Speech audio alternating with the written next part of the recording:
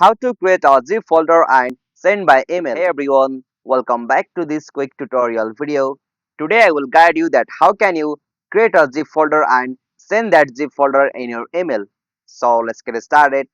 On this process, at first you'll have to just create a zip folder from your PC or laptop. So as you can see, I have this random picture and file on my desktop. So to make this zip folder, you'll have to just select that entire picture and files from here, and after you select it, you'll have to do a right click over here.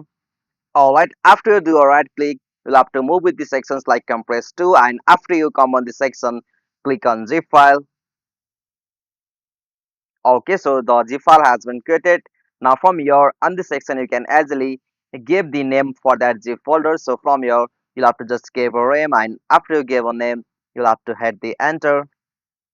Alright, as you can see, the zip file has been created from my PC. As you can see, here is the files and pictures that I have zipped. So now to share this zip folder on email, you'll have to just open any browser, and after you open the browser you'll have to just open the email provider. So right now I'm opening the Gmail.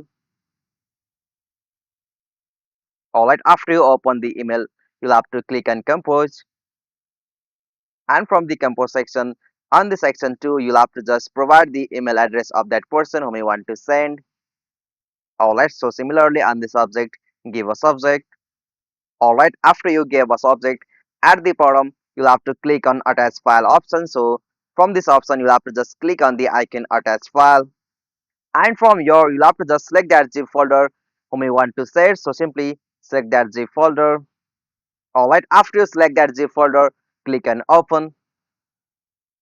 Alright, as you can see, the zip file has been added on my email. So from here you'll have to just click on the option send over here, and after you click on send you can easily send that zip folder from your email. So this is the easiest and simplest method.